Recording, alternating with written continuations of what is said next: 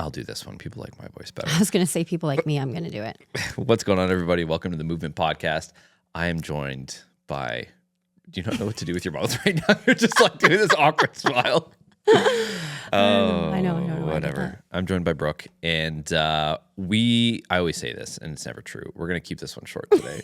But it has been true. No, it hasn't. Yes, it has. What is short? short? Is half an hour. We've been keeping. I don't know. Short to me is like 15 minutes. Well, I guess it's relevant to what kind of podcasts you normally listen to. Mine are like 3 hours long. I think 30 minutes is perfect. It's short because we've been consistent with 30 minutes. Let's just say that. We have a time cap that we've been sticking to. This is why it's long. Anyways, so it's been a while since we've done like a fun... Wait, I need to interrupt you for a second. Because we're starting with something new. Remember? Oh, shoot. Yeah. Okay, so this is why I should be leading, because you just lost sight of our structure. Yeah, okay, yeah. So we're doing something new at the beginning of each of our podcasts. We're each going to shout out a member. Yes. Yeah. Okay, you go first. Okay, I'm going to shout out my client, Dawn. She's amazing. I just finished working with her. And so a little background on Dawn. Forgive me, Dawn. I'm pretty sure you're 64. Okay. Anyways, she's like been very athletic in the past. She's run marathons, done all the things, and she is getting a knee replacement. Knees aren't feeling the greatest, but she works so hard. And she's had I just love when you work with someone from the beginning and you just stay with them, and just seeing her get stronger. And what I really loved is she had a physio or an appointment at Fowler yesterday, and they said that her quad strength increased 100%, like literally doubled in strength. That's awesome. And I was like, did you tell them that I've been lifting heavy shit 3 days a week? Yeah. And we train 3 days a week. And she's just consistent, and I love it. Personal training with her? Yeah. And she's just continuing to get stronger, and she works so hard. And yeah, I'm just so proud of her.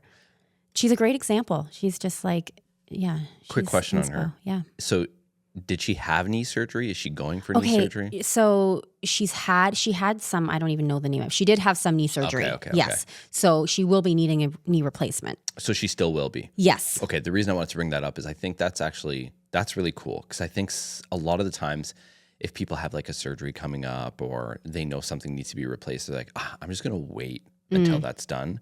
Where it's like she's being proactive because she knows most likely this will help with her recovery. Yep. Yeah. She is a trooper. That's great. She shows up sometimes and her knees are so sore. So we work what we can. We're maybe doing more hinging, less bending, no deep Solid squats. warm up. Yeah. Focusing on quad and glute strength. Yeah. I can stop there. I can say a lot of great things about her, but she's just doing so well. I'm so proud of her. Love that. Mm-hmm. Love that. And to keep things simple, mine is also for Dawn, but it's Don. He was in my class this morning. It's a different Don. This is group member Don. He's been with us now. I should have looked. I don't know. Over a year and a half, maybe 2 years. And he's like a 5'15" guy. Mm-hmm. And he comes in, he does his thing. He's so consistent. And what I love is he's very quiet, a little bit more reserved, but he's so involved in our community. So yes, I love it. He shows up to everything. He's so great. He did the spring challenge. He comes to yard work. He messaged me last week. He's like, "Hey, I'm just wondering if yard work's on for next weekend." I love it. And you would never guess that from him. But really, really committed, which I love. I used to work nutrition with him as well when he first started, just to kind of give him the basics and stuff. And he just does what you tell him to do. Yeah, he did really great on his squats today. He's working on improving his depth.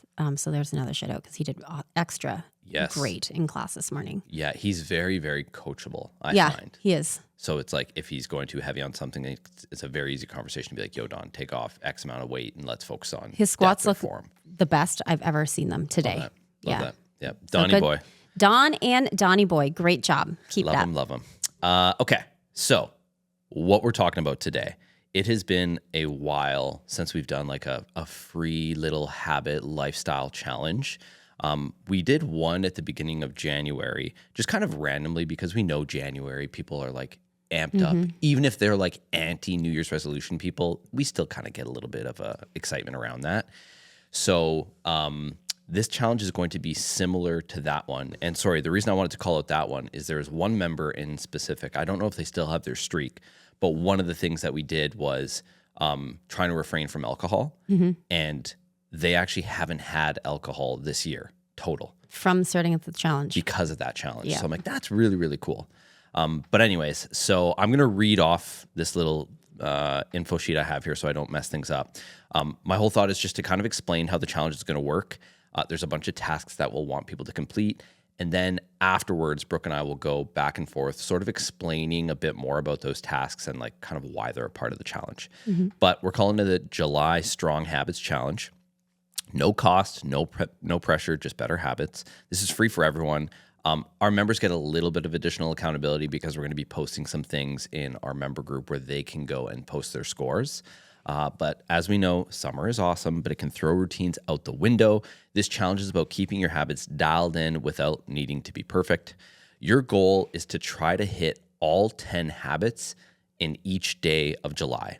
So the way that you're going to track this is you're going to write down how many days you've completed each habit. So an example of this is if it's July 10th and you've nailed your walk outside every day, that's a 10 next to the walk outside every day task.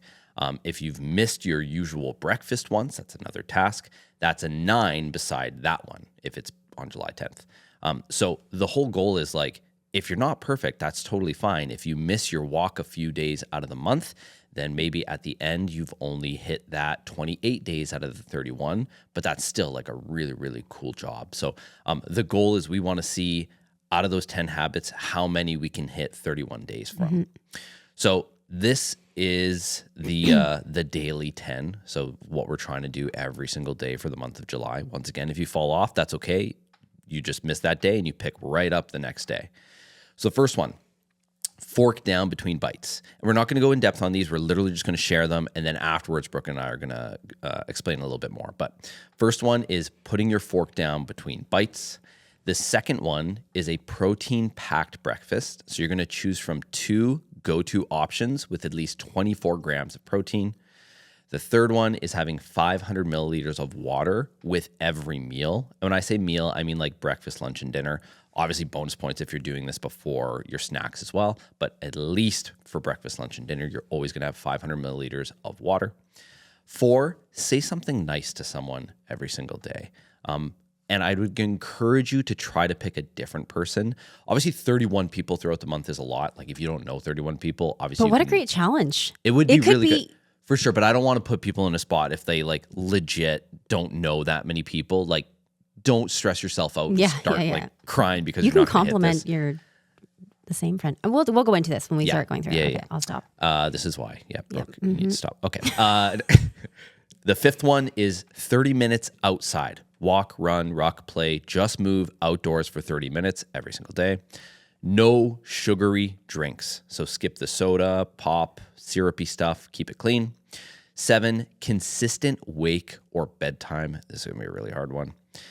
8, dinner and done. So once dinner's done, so is eating. Keep evenings food free. 9, big ass salad 5 times a week. So greens plus protein plus crunch is obviously like a really solid anchor meal. So 5 times a week. We'll go more in depth on that in a second. And then 10, nice and easy, eat a piece of fruit. So just 1 piece a day, keep it simple, keep it fresh. If you want to have more fruit, that's obviously okay as well. So those are the 10. Obviously, there's going to be like in the show notes, I will explain all this. There's going to be a lot of Instagram posts and Facebook posts about that. So if you follow us on Instagram or Facebook, you'll be able to see all this more in depth. But now we're just going to kind of explain a little bit more about the daily 10. So Brooke, the first one. All right, fork down between bites. This is a really good one for a couple of reasons.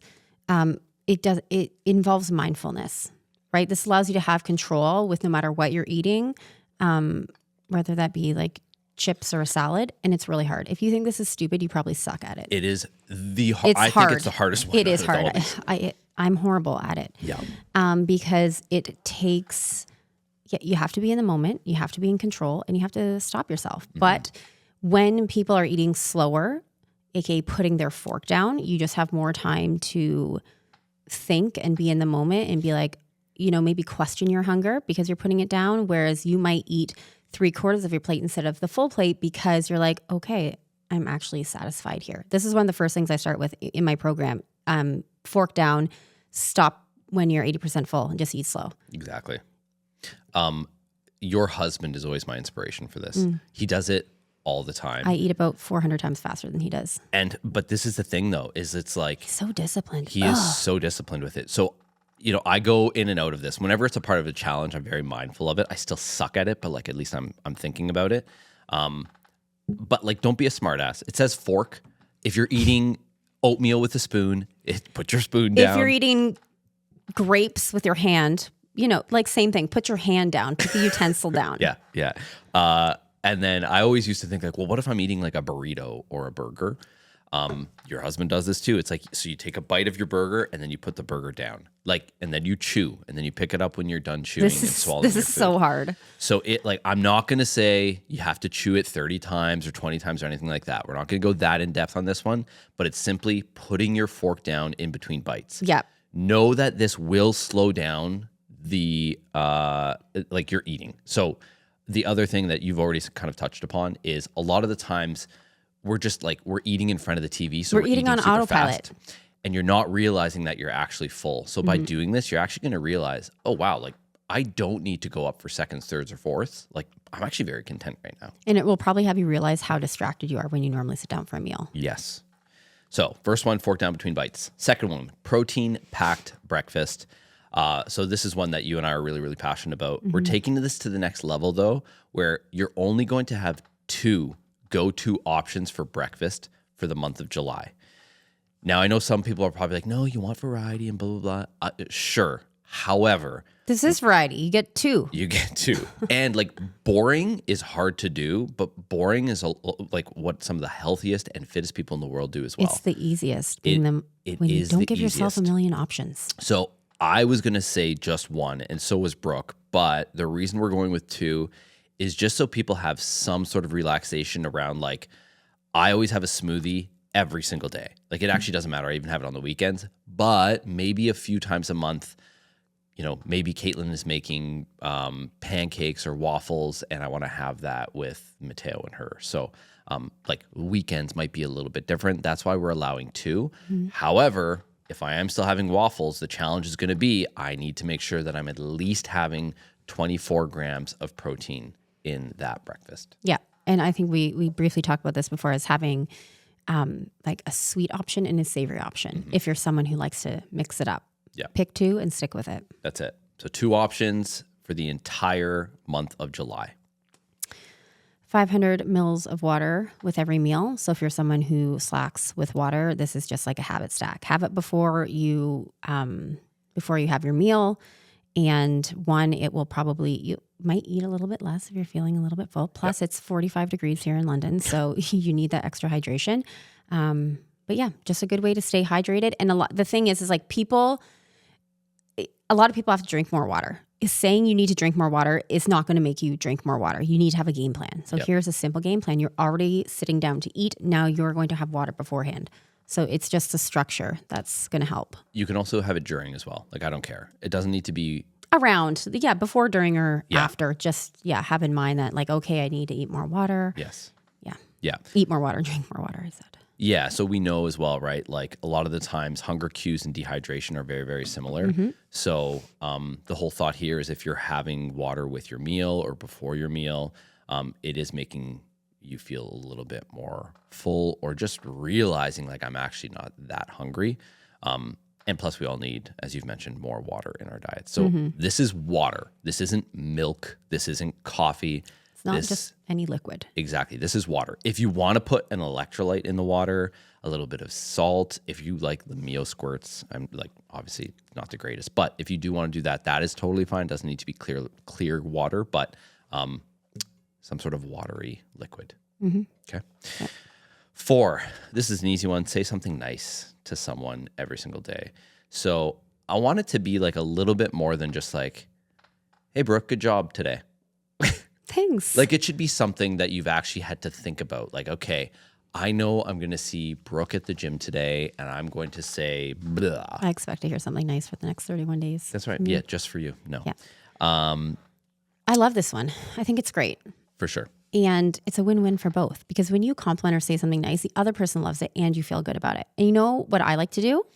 And this doesn't have to be people that you know. let's say you see a cashier who has beautiful nails. Tell her you love her nails. Yeah. I'll do that like with hair or dresses, or I've actually done it to people running past them. I like your shorts. Yeah. Like just a random stranger. Love that. If you see something, tell them. It's great. And I find the other thing too, I want to challenge people is I think it's sometimes easy to tell people you don't know something quick and dirty. When I say dirty, I just mean like, hey, like I like your hair, whatever. Like that's great. But I think it's sometimes more difficult with people that you're closer with. Mm-hmm. So like I think of you or Will or Luke or our coaches or some of our members or like my family, like my mom, my dad. When is the last time I actually called up my mom and said something really impactful and nice to her, right? So it's like almost think of like your inner circle, start with your family and then kind of work your way out. Yeah. It could also be like, the good friend that you have that you don't talk to every week. Like it could be just like, hey, happy Sunday, miss you, hope you're having a great day. Like it could be something like that, just a gesture. Yes. That's nice. Yes. Yeah. I want it to be more, but that's fine. Isaac wants you to give presents to people for 30 days. Give double kisses to everyone you see. Okay, you're next. Me. 30 minutes of outside. I think the key thing here is outside.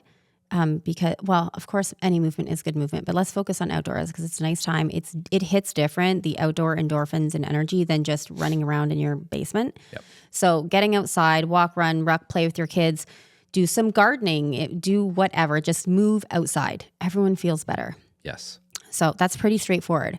And one thing I just want to say about these is if there's some that you don't do and you're just like, I'm not really going to do that one. I think you should still put it on your list because if you set the bar high for yourself, you're more likely to do it. If you're like, you know what, I'm not going to really try for say something nice. You're probably not going to say something nice. But if you like set the bar like, okay, I got to do it. Even if you did it 5 times, you did it more than you would have. So we encourage everyone to try all of these. Yes. Yes.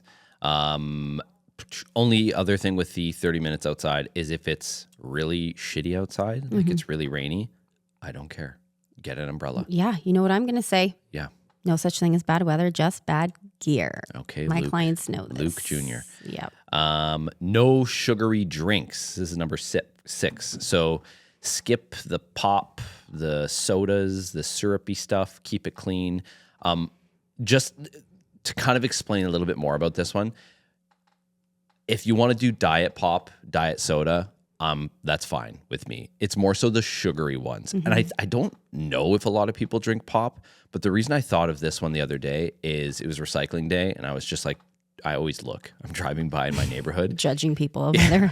And I'm like looking at the recycling, and I see like the 2 liter, is that the big one? 2 liter, like full on pop bottles. And I'm like, that's crazy to me that people still do that. So this could be a really easy one for people, but it might be a tough one. I'm not including alcohol here. But that being said, let's be mindful. Yeah. The other thing that I would say falls under sugary drinks is if you're that person that gets that orange mocha frappuccino every single day at Starbucks, like, like cut it out. Yeah. You're going to save money and you're going to feel better. Absolutely. So no soda, pop, syrupy stuff. Okay, number 7, consistent wake and or bedtime. This is probably one of the most underrated things that you can practice.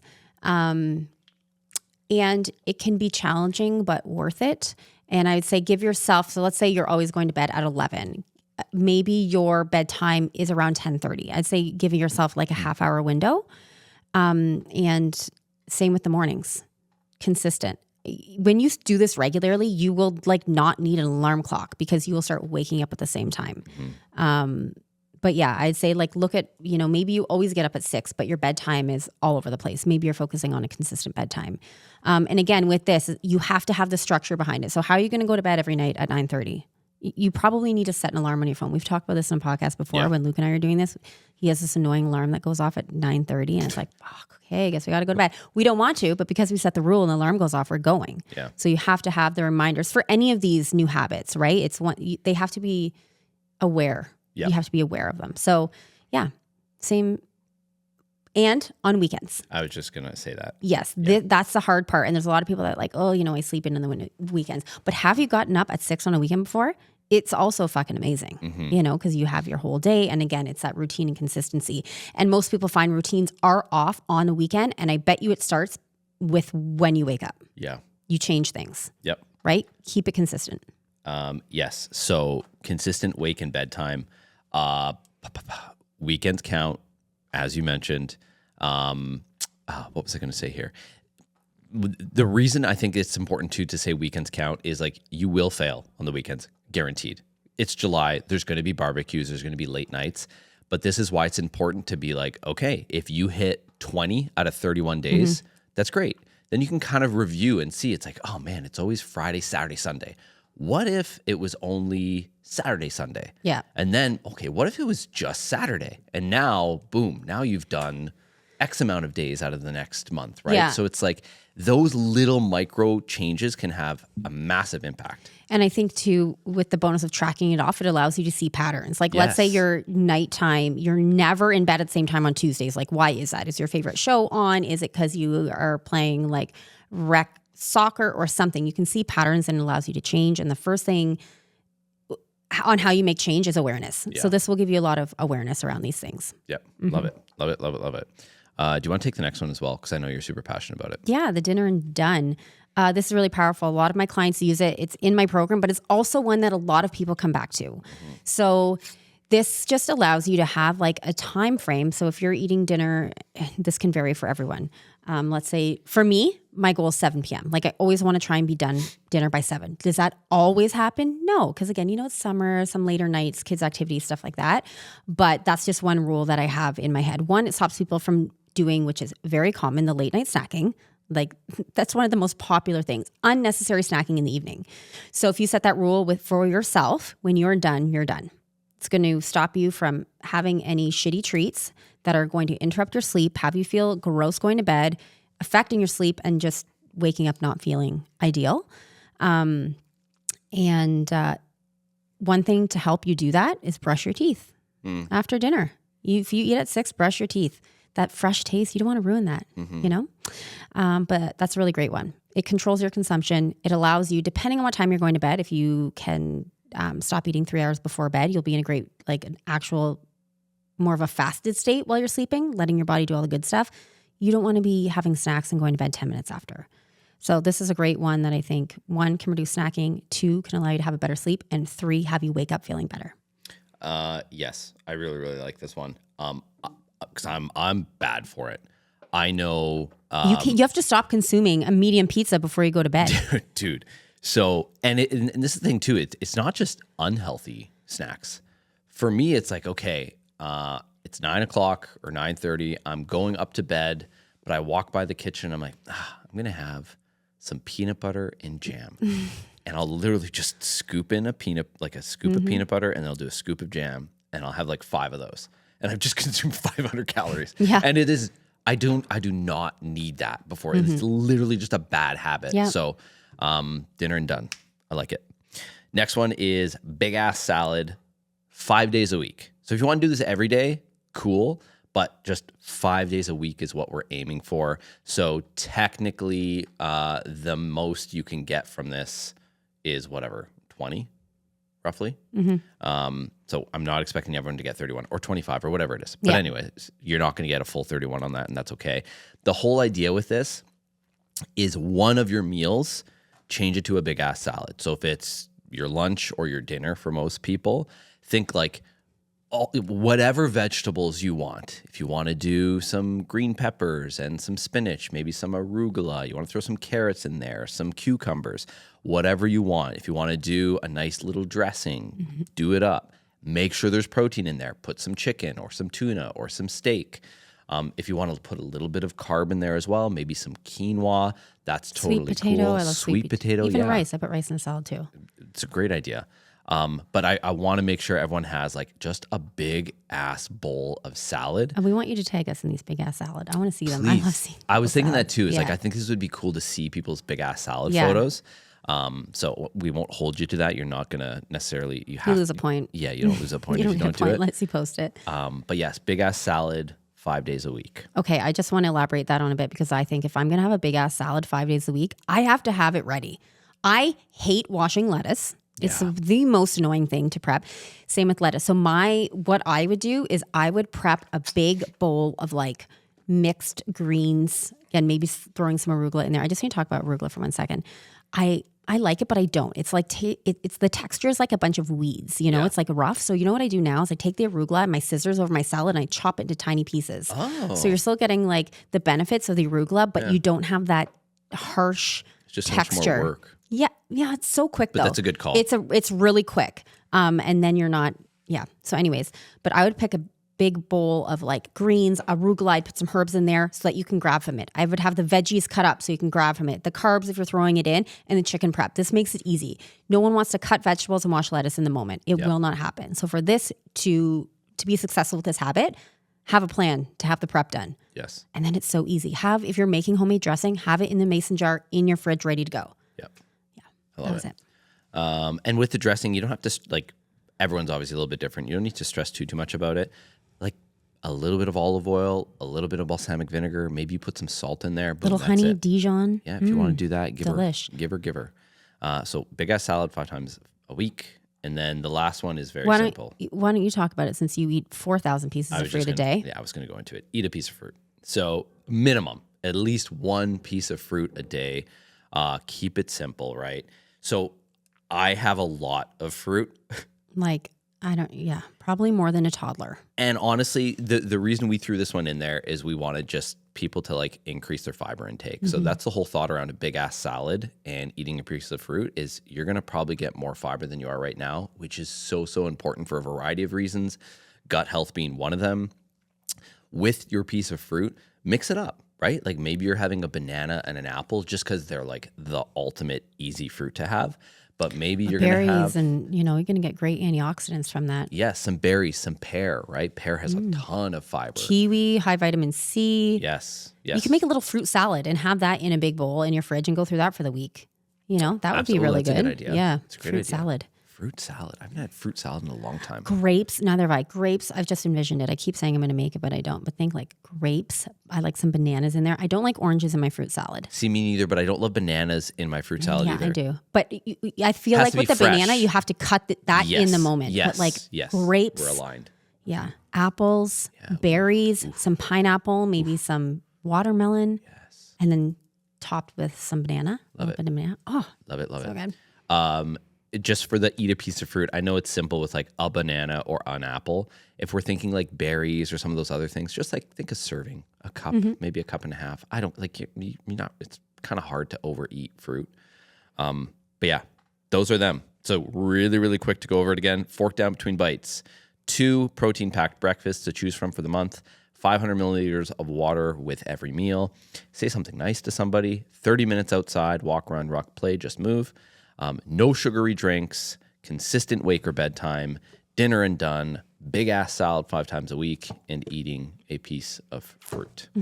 Any final thoughts, questions, concerns? No, I just think that these are all doable.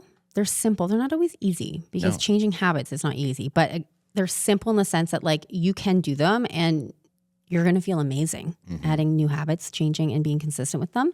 And they're just little things that will make a big difference. Yeah, absolutely. So for our members, what we'll do is similar to what we did for the January challenge. I'll post every single day, and then you'll just have like a rubric of like 1, 2, 3, 4, 5, 6, 7, 8, 9, 10, and you'll put the amount of days you've completed next to it. So fork down between bites. On July 2nd, when I post it, you're going to put 1 because you finished it the day before, and then the next day you'll put 2, so on and so forth.